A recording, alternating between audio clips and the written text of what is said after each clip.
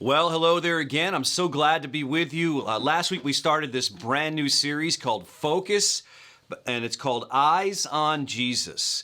And all that means, Eyes on Jesus, is watching Jesus and then doing what he says.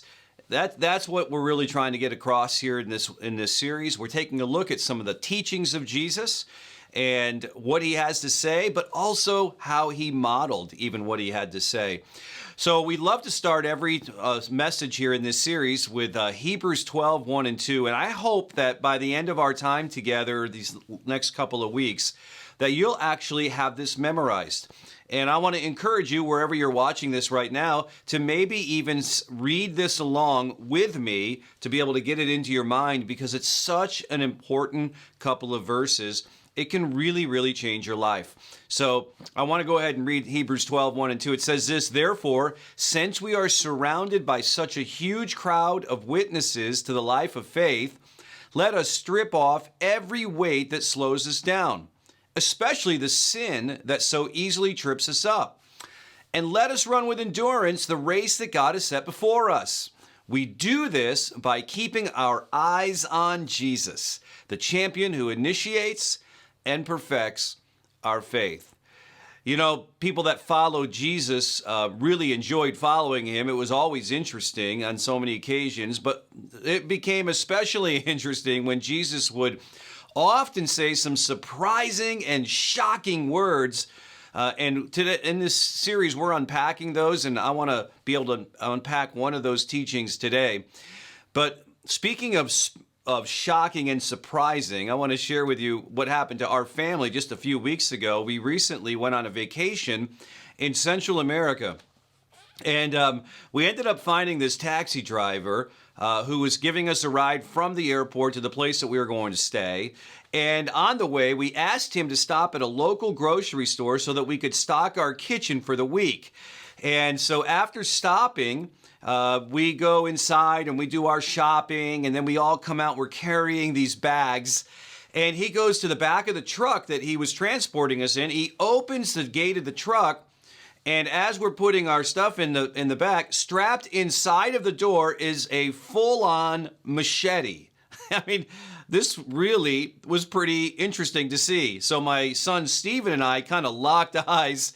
And we had that look on our face like, we're not in Kansas anymore. We're in a different place. We're in a different place of the world right here. And the question that we had, I remember when we got back, why would a taxi driver need to carry a machete in his truck? And so the same concern that we had of that taxi driver is what some followers of Jesus may have had of Jesus himself. When Jesus starts this incredible teaching, and it was just as shocking and just as jarring. So he's talking to his closest followers here. He often said the hardest things to the people that were closest to him. And he says this in Matthew 18:8. So Matthew's there, he's recording this, and he says this. Jesus says, "So if your hand or foot causes you to sin, cut it off and throw it away." I mean, can you believe that Jesus said that? I mean, if anything causes you to fall away from God or step off the path of God or to not follow him directly, cut it off, and not just cut it off, throw it away. I mean, when we first read this verse, and I'm sure when these disciples first heard these words, they sounded really extreme, right? I mean, even weird, and let's be honest, maybe even a little cultic. It sounds like a cult leader talking to his followers right there about cutting off hands and cutting off feet. But before you grab a machete, I want to just bring it down a little bit and let you understand this, that Jesus was exaggerating here. He's not actually telling people to cut off arms and feet. He's not speaking literally here, because we all know this. Harming our bodies is never going to change the spiritual condition of our heart. That's not going to do that. That's not what it's going to take.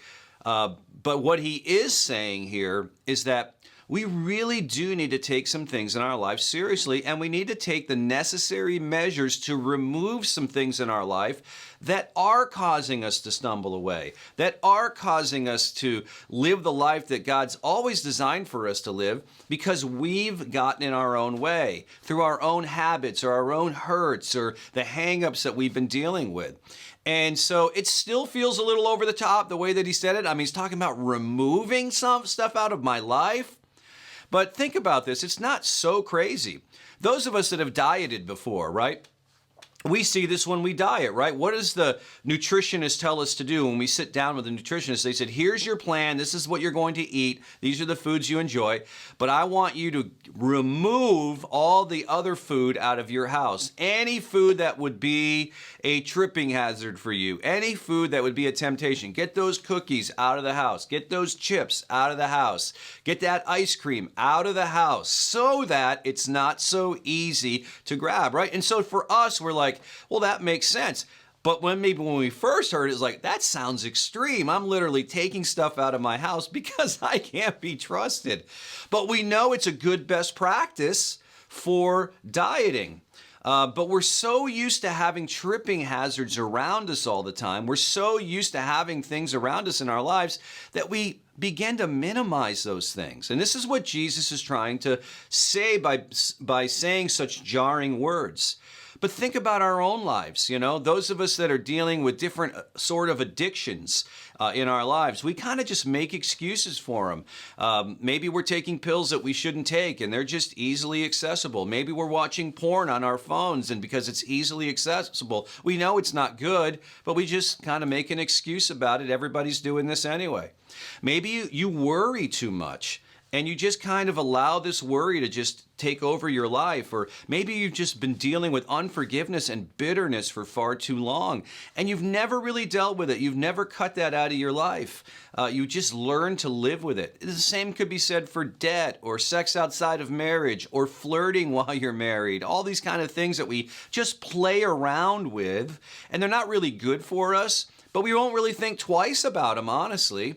And Jesus would say to you today, and he would say to me today, you need to cut those things out of your life. Cut it off, throw it away, get rid of the things that are tripping hazards that are in your life. These sins, these things that are tempting you to go down the wrong path. So to get super practical right now, if you're struggling with porn on your phone, maybe you need to adjust your data plan. Maybe you need to just use your phone just for a phone. You're like, that sounds extreme. But this is what Jesus is trying to get across, is that maybe you need to cut some things out of your life. If you worry too much, maybe you need to turn off the news that gets you all worked up and crazy about stuff. If you deal with jealousy, if you have a jealous heart, maybe you need to delete your Instagram account so that you're not always comparing your life with other people. If you deal with overspending constantly, maybe you need a plastectomy and you need to cut those credit cards and start using cash only and live in a budget of the money that you actually have. Maybe you make a lot of bad decisions, when you drink too much or when you're out on Friday nights. And maybe that means you need to cut that out of your life or stay home or get with different people. And again, you might go, man, that sounds intense, Andy. Come on. I'm not a child here. I can actually still live. What's going on? And we really struggle with this, don't we? We can't fathom that a loving Jesus would say something this extreme. But look at it another way. What if he says this so extreme because he cares so much about you? See, there might be something in your life that is totally harmless to others. It's not a big deal to them. They don't wrestle with it like you do. But for you, it's been a consistent tripping hazard. Let's go back to Hebrews 12. Remember this whole statement. This is such incredible verses here. We're surrounded by all these people that came before us that are followers of Jesus, this huge crowd of witnesses. They're cheering us on. But what does he say next? We have to strip off every weight that slows us down, especially the sin that so easily trips us up. What is he saying here? You've got to remove some things from your life. This is exactly what Jesus was talking about. It's probably what this writer was referring to. There are some things like when you're running a race, you need to just get down to what is it exactly that I need? I need to cut some of this stuff out of my life, especially things that are a tripping hazard that will trip me up. And then he says, then you run with endurance the race that God has set before you. It's a hard race. It's not easy. And keep your eyes on Jesus, the champion who initiates and perfects our faith. So Jesus again says to cut off your hand. He's like, cut off your hand, cut off your foot if it does this. Again, very extreme, but you can see the point he's trying to make. You've got to remove some things from your life. But I love what he says here too, because this is so important for us as humans. He's saying, you need to cut off your hand. You need to cut these things out of your life, not somebody else's life, right? Isn't it funny how we default to that? We can see things in other people's lives, and we can say, you need to cut that out of your life. You need to stop doing that. You need to quit doing this. And we'll be quick to judge other people and how they're living and be very slow to judge ourselves and really minimize the sin that we're dealing with and excuse it a lot. And so Jesus, this was a common theme of his as well. Don't worry about what other people are doing and what they're dealing with as much as what's going on in your life. And because he knows it's so much easier to point out sins of others rather than our own. And honestly, let's be honest, we love to shame people and identify those who need to get their life in order. It kind of makes us feel a little better, like, well, at least I'm not like her, or at least I don't have the problems that he's dealing with. But that comparison, that's a trap too. And so sometimes we get ourselves in a place and with a mindset that we feel it's our job to identify and condemn other people and to cut off their hands and to cut off their feet. And we feel like we're speaking up for Jesus. Like, I'm not watering this down. This is just what I'm saying, and this is what they need to do. But remember again the context. Every time we read God's word, every time we learn from Jesus or the other writers, context is key. It's so important. Who is Jesus talking to? Jesus is talking to his closest followers, those who are all in with him. He's talking to us today as Jesus followers. And so for those of us who are Jesus people, we shouldn't really expect non-Jesus people to act like Jesus. It just doesn't happen that way. So again, he says, if your hand or foot causes you to sin, cut it off, throw it away. Then he says this, it's better to enter eternal life with only one hand or one foot. And again, Jesus is not being literal here. What he's talking about is performing some spiritual surgery in your life. And I love what he says. It would be better to restrict yourself by choice than to constantly be falling under what you're falling under all the time. So for us, very practically, Jesus would say it would be, if you're dealing with overspending all the time, it would be better for you to use cash rather than constantly handing over that credit card and being out of control with your debt. It would, if you're dating and you're having trouble with dating boundaries, it would be better to have those boundaries and some accountability in your dating than it would be to continue to live the way that you're living.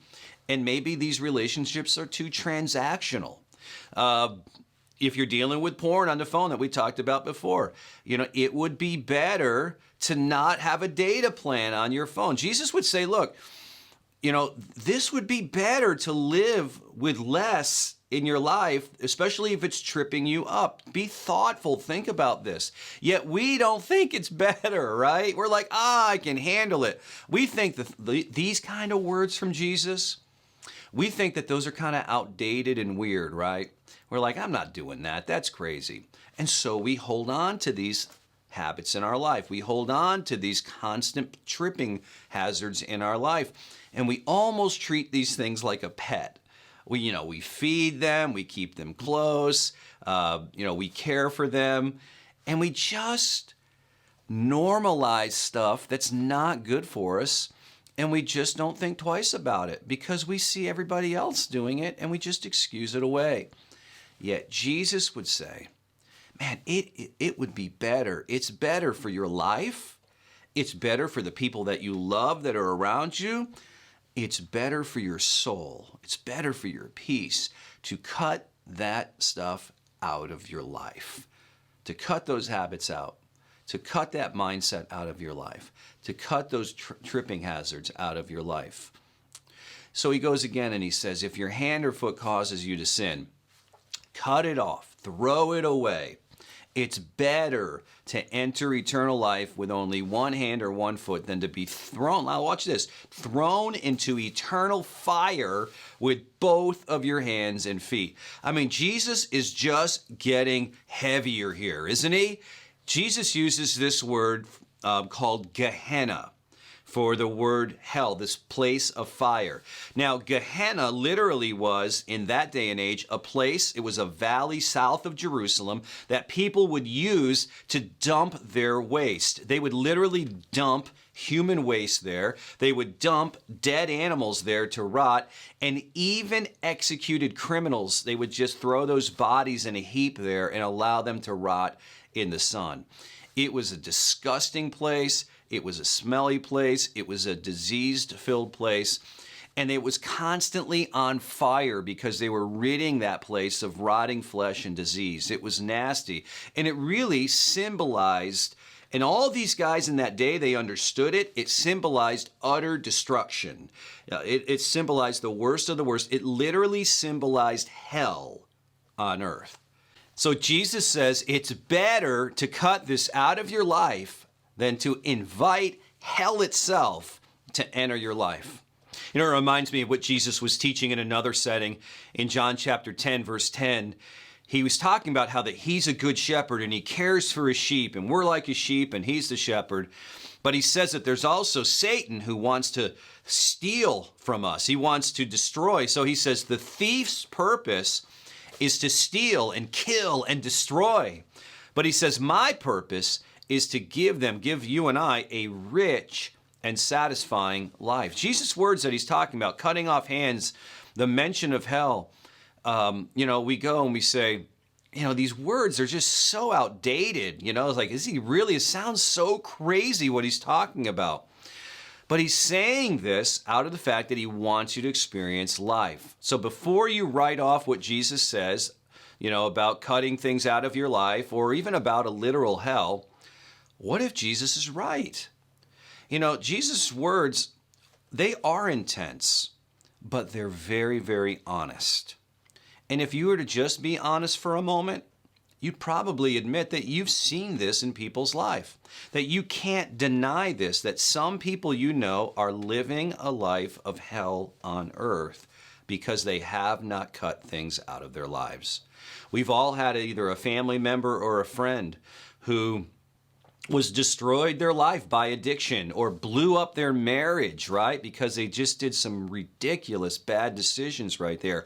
Or maybe we all know of a person in our life who's just the serial liar, right? And the harm that it does to the relationships and how you have to have all these boundaries, and there's just this lack of trust and shallowness, and this person is honestly really, really lonely.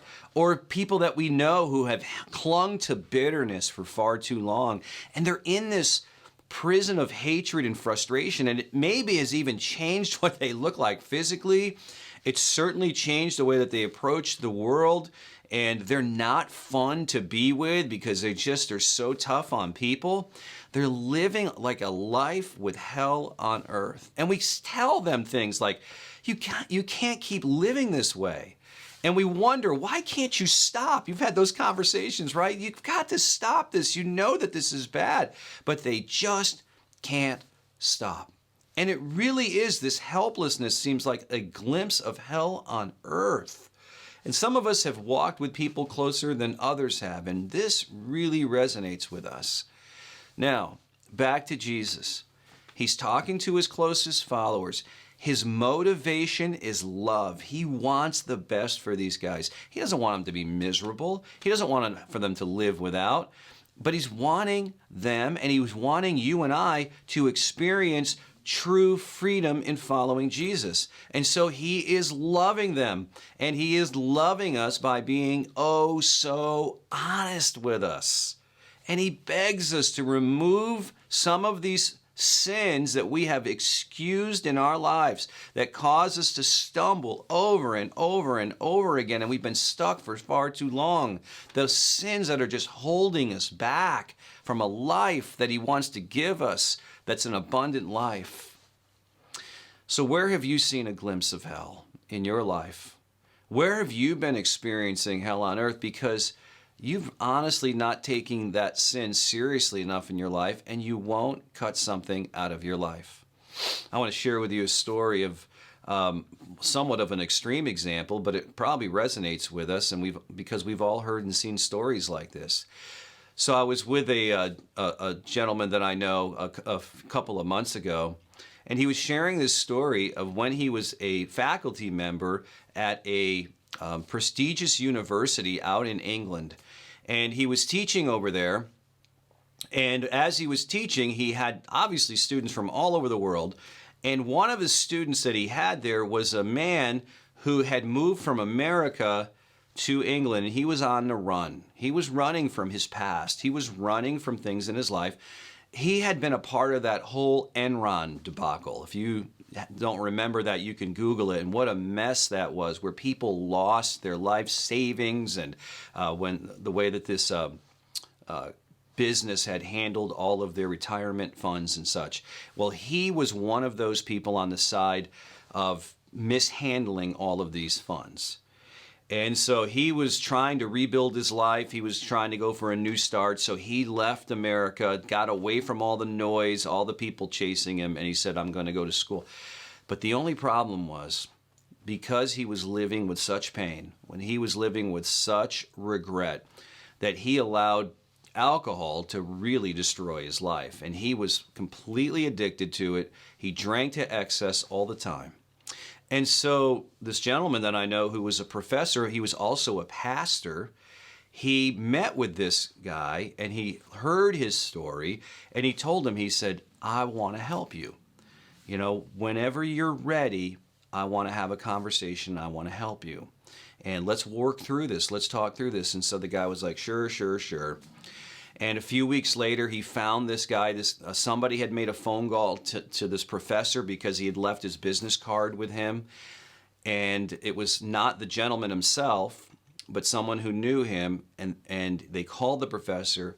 It's late at night. He gets in his car, drives to this area of town, and they find this gentleman. He's completely passed out. He'd vomited on himself. He was a complete mess. He drank to excess, and he was living hell on earth. And he said, I got there, the guy was just hardly you're able to speak to him. We cleaned him up a little bit. I was able to get him back to his place. And he goes, I went and I revisited him the next day, and I said, let's find some help. And the end of this story is the fact that this gentleman just never wanted help. He never looked for help. This professor that I know, he offered this help, and this gentleman would not take it. I think he felt deeply that he deserved to live like this. I think he had such deep regret from what he had done. He was in such pain. He never got the help that he needed, and his life just became a mess.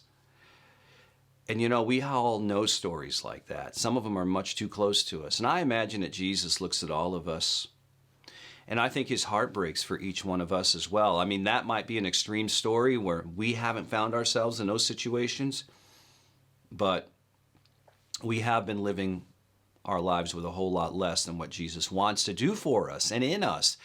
And Jesus would say to you today, I have so much to offer you, but there are some things that you just need to let go of, and you're just not letting go. You're hanging on. Whether you feel like you're in control or whether you feel like you deserve it. So here's my prayer for you. And this is what Jesus would say to you. Let go. Cut those things out of your life, those tripping hazards, those sins, those mindsets, that bad relationship, whatever it is that the Holy Spirit of God is really speaking to you about right now. And the truth of the matter is, just like this gentleman who wouldn't let go of what he had, we can't change our past. Our past is our past. We can't change that story. But we can all change today, can't we? We can. We can change today. And Jesus says, if anything causes you to stumble, Let's quit making excuses about it.